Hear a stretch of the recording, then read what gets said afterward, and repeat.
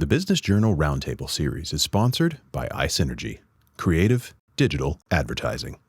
Going back to multi-factor security, explain what that means to me. So basically, you are allowing a pre-authenticated person to confirm that what you're trying to do is okay. You're trying to log into something.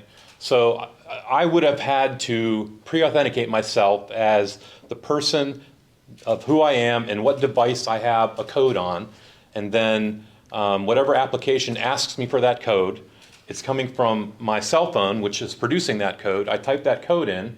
It's not just logging into the software. It's a third party or device that's providing me the ability to authenticate into that software. So how do I install that in my company?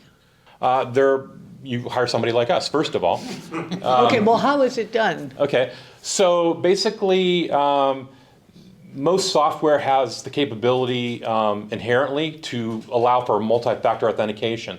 And generally, there's going to be a little code that shows up on a screen that you take the authentication app on your phone and you scan that code, and it takes you through the process of verifying that you're actually you. And it's really very simple. And the simpler it has become recently, the better it is, because people will actually do it. If you make it too complex, people won't do it or they won't follow it. I would make the, maybe not counter argument, because I don't think that's the right word, but I would make the point to say that companies, our clients, need to choose to work with vendors who build this technology into their systems inherently. Absolutely.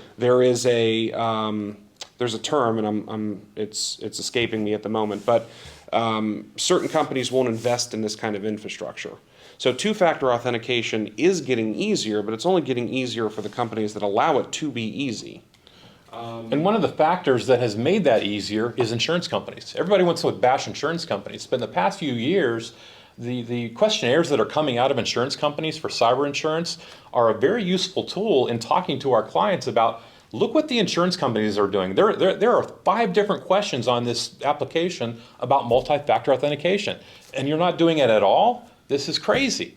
And sometimes we'll even make the argument, sometime in the future, this is going to be required by definitely your insurance company, probably your bank, probably your accounting firm, and a bunch of other entities. So it's time to get on the bandwagon. This is one of the most effective things, and as Bob said, nothing is foolproof. There are ways around everything. It's an arms race. Okay, so is it expensive for a small business to It really hire isn't. you folks to? No, it's not expensive at all. What are we talking about? A couple bucks. A few bucks a user. If you're, It depends on what you have. I mean, that's one layer, like Robert said. But. if you're using the right technology, and I use the term right, we are mandating that all of our clients use a certain Microsoft Office license type, as I'm sure everybody else is, because that's basically a best practice. But if you're using the proper software, it's built in. It's free. It's in there already. You just need to turn it on and check the boxes and configure it properly. So two-factor's been around forever. The easiest way to explain it is the banking system's been doing it, right, forever. That's just, you carry a little token. You can still do that even with this. They've just made it easier with technology. You can use your cell phone as your token, so you don't have to carry and I'll go back to education, because we had, this is stuff, even from an IT perspective of how far do we go, because we had one customer had two-factor on their email, and it would alert them on their phone when they log in. Every time they logged in their email from another device, it would give them a prompt to say, hey, is this you? And obviously, if you're going to another device, you would say yes.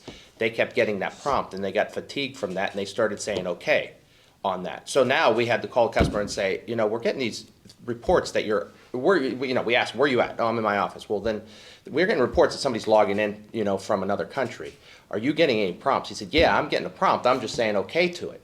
It's like, okay, well, we put two-factor on. Now we got to explain what that means. You should be calling your IT company. If you're getting an alert that says, hey, I'm trying to log on, and you're not trying to log on from a different location, then there's something wrong. That means your original username and password has got taken, and so you've got to change your password, because that's the first factor.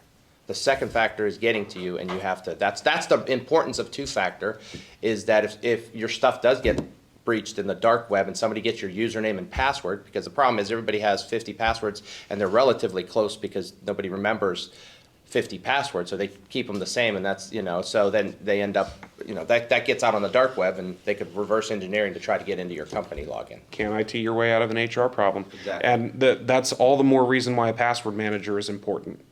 Exactly. Our base offering includes a password manager because it's just something that everybody should have. I, as an IT professional, don't expect you to remember all 284 passwords that you have to use in a day. And really, with things like single sign-on or SSO, that number should be, being reduced.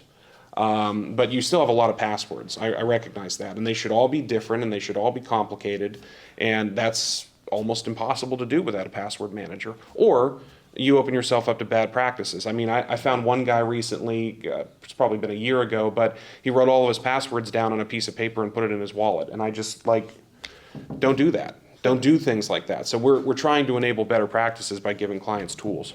The Business Journal Roundtable series is sponsored by iSynergy, creative digital advertising.